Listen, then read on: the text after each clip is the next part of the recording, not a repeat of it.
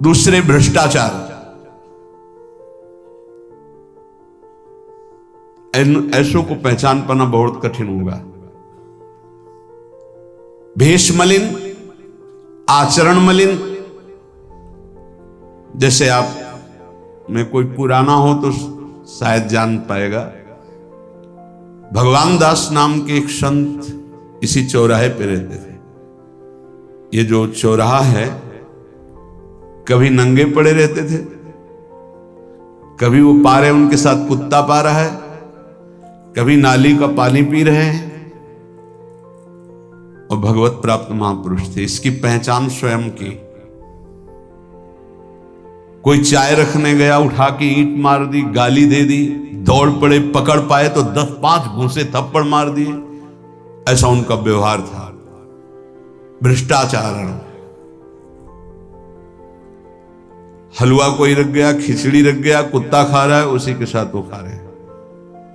कभी गमछा लपेटे, कभी नंगे, सीधे प्रकृति का वार शरीर से सहते थे। बस चौराहे पे ही रहते थे।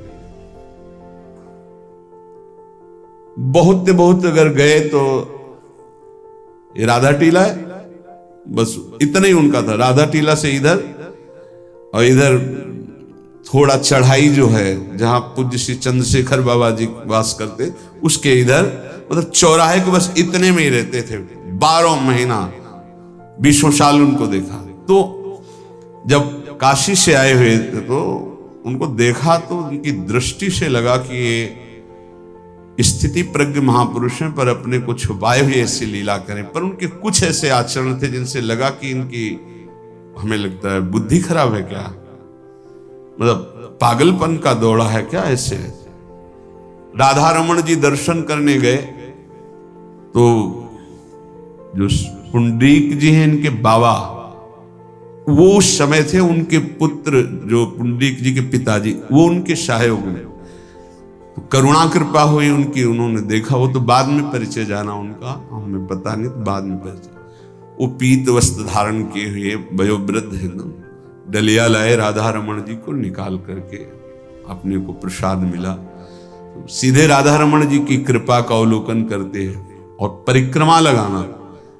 एकदम संकल्प बना, कमंडल में 2 कुलिया रखी, ढक्कन से ऐसे ढक के, और बस मन में आया कि अगर वो बाबा हमसे आते हैं, हमारे कमंडल से कुलिया, सत्य, परम सत्य, कुलिया लेते हैं और पाते हैं और फिर रख के चल देते, तो मैं मान जाऊंगा कि प्रभु ये आपके धाम के सिद्ध महापुरुष हैं, आए हुए थे हम काशी से ऐसे। क्योंकि काशी में ऐसी लीलाएं देखी थी बड़े अद्भुत कोटि के महापुरुषों को। आपसे सत्य कहते, वो पेड़ हट गया, रमण रेती में था, बीच रोड में था, चबूतरा बना था, वो ऐसे पड़े थे, वहां के हम बैठ गए, बिजली की तरह उठे, रफ्तार से आए, खड़े हो गए हम बिल्कुल। क्योंकि हमें पता था कि घूंसा और थप्पड़ इनका प्रसाद होता है। हम कहा उस समय, हम कहा अगर हाथ चलाएंगे तो पकड़ लेंगे ना, बिल्कुल पोजीशन में खड़े। तो बंगाली भाषा में कुछ बोले, वैसे गले में हाथ डाला, ढक्कन हटाया, कुलिया निकाली, पाया, कुलिया वहीं रखा, ढक्कन रखा, गए और वहीं लेट गए। सत्य कहते एकदम रोम रोम खड़ा हो गया कि अरे भगवत प्राप्त महापुरुषों को जानना बड़ा कठिन है। कैसे आचरण, भ्रष्ट आचरण से रहते हैं। कभी दिगंबर, कभी गमछा लगा हुआ है, कभी कुत्ते के साथ खा रहे, कभी नाली का पानी पी रहे। पूज्य बाबा कह रहे आचरण मलिन, नाली या पैखाने का भी पानी पीने में उनको कोई भी परेशानी नहीं। गंदे जगह मलिन भाव से पड़े रहना, किंतु वृत्ति हर समय भगवदाकार रहना, भगवदाकार रहना। ये तीसरे पिशाचाचार, गाली गलौज करना, ईंट पत्थर से मारना, हर मलिन चेष्टा बहुत कठिन है, बहुत कठिन है। ये सब देखने को मिला है भगवत कृपा से तीनों प्रकार के महापुरुषों का। वृंदावन में एक आगंतुक संत आए थे बाहर से, वो रात्रि में हर वृक्ष के नीचे खड़े रहते, पैर सूज गए थे, उनको कभी बैठे और लेटे नहीं देखा, खड़े रहते थे। 25 वर्ष के लगभग की बात है। उनको जब देखा तो देखते ही उनकी दृष्टि ऐसी थी ऊर्ध्व, लगा ये तो भगवत प्राप्त महापुरुष है। 45 वर्ष की अवस्था हो, बस खड़े रहते थे, चरण उनके फट गए थे ऊपर से ऐसे खड़े खड़े। रात्रि में एक दिन हिम्मत की, बोलते नहीं थे वो, लार बह रही है ऐसे गंदे कपड़े, महाराज जी आप कृपा करें। उस समय मदन टेर में कि आप आइए, तो खड़े हो गए। तो आटे के 4 लड्डू हमें मिले हुए थे, तो उनका आप कृपा करके पाइए, पाले। तुमका आपका ये जो बाहरी परिवेश है और आपके जो बाहरी लीलाएं हैं, ये बाहरी लोग तो भले न समझ पाए, पर प्रभु मुझे ऐसा अनुभव होता है आप भगवत प्राप्त महापुरुष है। रो पड़े, कभी हमने उनको ऐसा नहीं देखा, रो पड़े। और उनका ये हमारे गुरुदेव की कृपा है। उनका कब से वृंदावन आ पाए, बोले कुछ दिन में। बोले वृंदावन की रज का प्रभाव कितना दिव्य है कि अब जाने का मन नहीं होता है। पर आप अब दोबारा हमसे मिलने की चेष्टा मत कीजिएगा, कभी दूर से देख लीजिएगा, पर आप कभी मिलिएगा नहीं। आप भक्त हैं इसलिए आपसे संभाषण कर लिया। ये तो आपने सुना, सुबह की लीला, ईंट चल रही थी उनपे, वो दिगंबर खड़े थे, ईंट मार रहे थे लोग, परिक्रमा वाले लोग उनको ईंट मार रहे थे, कई जगह उनके ईंट लगी। उनको लग रहा था पागल, नहीं पहचाना जा सकता। 3 प्रकार के महापुरुष होते, एक होते सात्विक आचार वाले, बहुत जो शास्त्रीय आज्ञा वैसे ही अक्षरशः आपको दिखाई देंगे, आचार्य कोटि के, पवित्र शरीर, पवित्र वस्त्र, पवित्र आचरण, एकदम आचार्य कोटि। दूसरे एकदम भ्रष्ट आचरण, समझ ही नहीं सकते आप। तीसरे पिशाच की तरह, समझ ही नहीं सकते उनको।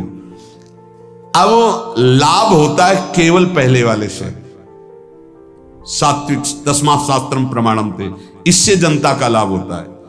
इन 2 से विशेष हानि हो जाती है, क्योंकि इनके आचरण ऐसे होते हैं, साधु अवज्ञा तुरंत बहुत जल्दी विनाश होता है ऐसे महापुरुषों के अपमान से। सात्विक महापुरुषों के नहीं, अगर उनसे अपमान भी हो जाएगा तो क्षमा करेंगे वो सब। इनको न क्षमा से मतलब है, न पिटाई से मतलब है, इनकी दैवी शक्ति तुम्हारा नाश कर देगी। ऐसे से बहुत, क्योंकि इनको समझ में नहीं आएगा ना। काशी में भी देखा, कुल्हड़ चल रहे हैं सब, और ब्रह्माकार वृत्ति है, लोग समझ नहीं पा रहे हैं, चाहे कि कुल्हड़ जमा है, मार रहे हैं उनके ऊपर। ऐसे किया, बिल्कुल जो चर्म है प्रकृति को सहते सहते भैंसे का जैसे हो गया मोटा एकदम, और उनके ऊपर मार पड़ रही है, वो मुस्कुरा रहे हैं, चल रहे हैं। हमका गजब हो गया, ब्रह्माकार स्थिति महापुरुष के सामने, ऐसे कोई समझ ही नहीं पाता। तो कह रहे हैं ऐसे भक्तों से प्रायः सबकी हानि हो जाती है, क्योंकि समझ पाते नहीं कि स्थिति क्या है, और जब उनका अपमान करते हैं, उनको मारते हैं, पीटते हैं, उनका सर्वनाश हो जाता है। वो करते नहीं है, उनका प्रभाव कर देता है। पर सात्विक महापुरुषों से किसी का मंगल नहीं होता। इसलिए समाज का परम मंगल शास्त्र के द्वारा आचरण किए हुए जो सिद्ध महापुरुष हैं उनसे होता है। ये 2 प्रकार के महापुरुष जो होते हैं, कई तरह से हानि हो जाती है, आप समझ ही नहीं पाएंगे, आप अपमान कर देंगे, अनिष्ट हो जाएगा आपका, क्योंकि यहां ना क्षमा है ना दंड है। दैवी शक्तियां उनकी सुरक्षा में लगी हुई, वो सर्वनाश कर देंगी।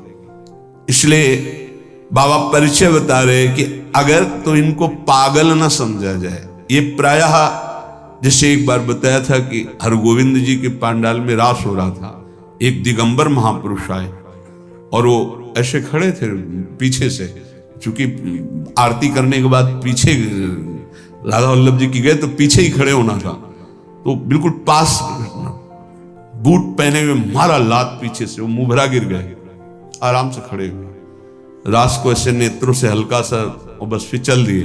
वो पीछे 10 बार लात मारता गया, वो मुड़ के नहीं देखा किसने मारा, पीछे पीछे हम 10 कदम चले। गजब हो गया, ऐसी स्थिति इस महापुरुष की।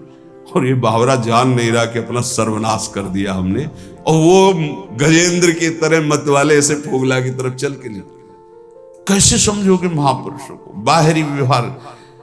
अभी 10-12 वर्ष की बात है, यमुना के पार ऐसे खो करके रहते थे। दिगंबर एक महात्मा, अब है कि नहीं मुझे पता नहीं, पहले यमुना किनारे जाते थे बैठने, तो बस वो चीखते थे, राजकुमारी राजकुमार, राजकुमारी राजकुमार, यमुना पार से राजकुमारी राजकुमार। और ऐसे घास नोच नोच के जैसे गाय खाती है ऐसे खाते थे घास, और चिल्लाते क्या थे, राजकुमारी राजकुमार। किसको? प्रिया प्रिया, राजधानी है ना, तो ऐसे वृंदावन की तरफ खड़े होते ऐसे कहते, राजकुमारी राजकुमार। कैसे कोई महापुरुषों को जाने।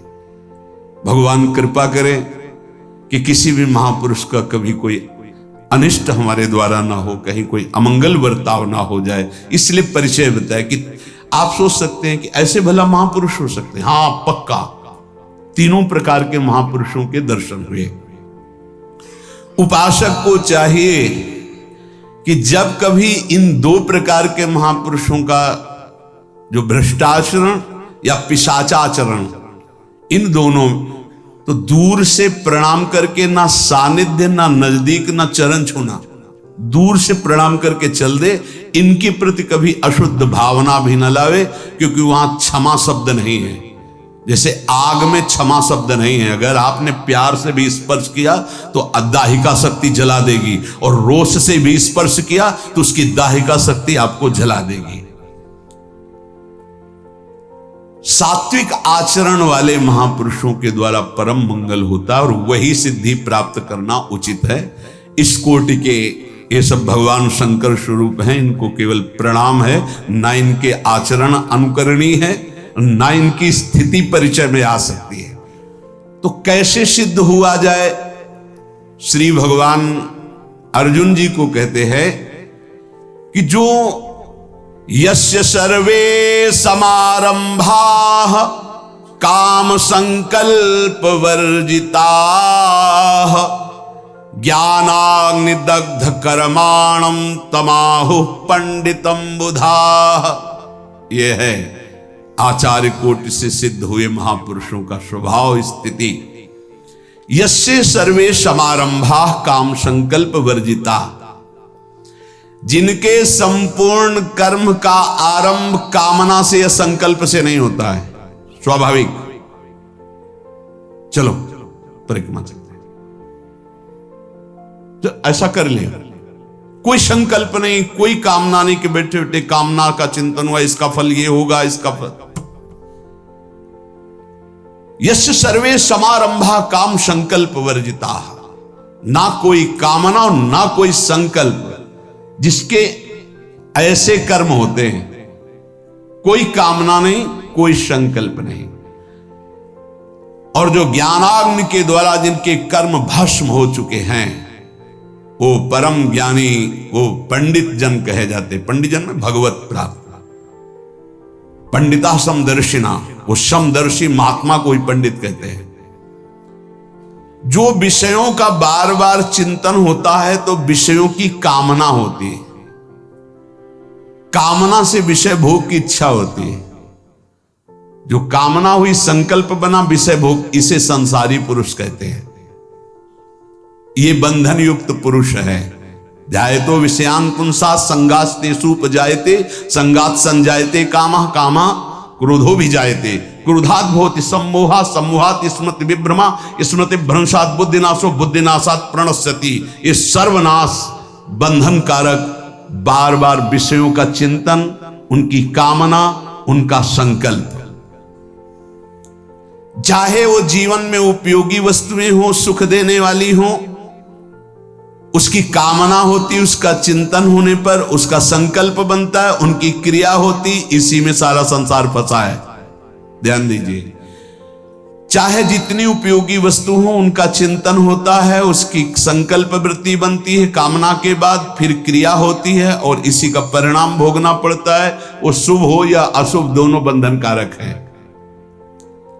लेकिन जो महापुरुष हैं, निरंतर प्रभु के चिंतन में निमग्न है, तो उनका विषय चिंतन नहीं होता। इसीलिए कोई भी विषय भोग उनकी कामना से नहीं होते। भोजन सामने आ गया, पूर्वाभ्यास वश वो पाया जा रहा है, पूर्वाभ्यास यदि मीठा का है तो मीठे की तरफ ही आंख बढ़ेगा, उनकी कोई स्वाद की बुद्धि नहीं है, लेकिन स्वाभाविक हो रहा है। बिल्कुल ये समझो कि जैसे दर्पण के सामने आप जाओगे तो जैसे हो वैसा दिखाई देगा आपका प्रतिबिंब। ऐसे उन महापुरुष के सामने उनको दर्पण समझो, जैसे तुम गए वैसे तुम्हें जाकी रही भावना जैसी, प्रभु मूर्ति देखी तिन तैसी। आपसे ठीक वैसे व्यवहार करेंगे, लेकिन आप पहचान नहीं सकते कि ये इस व्यवहार से बहुत परे हैं, क्योंकि उनके अंदर विषय चिंतन नहीं रहता, निरंतर भगवत चिंतन होता है। इसलिए उनके अंदर कोई कामना नहीं रहती, इसलिए कोई संकल्प नहीं बनता, इसलिए बिना संकल्प की क्रियाएं हो रही। अब जो कामना और संकल्प करके क्रियाएं कर रहे हैं वो कैसे पहचान पाएंगे?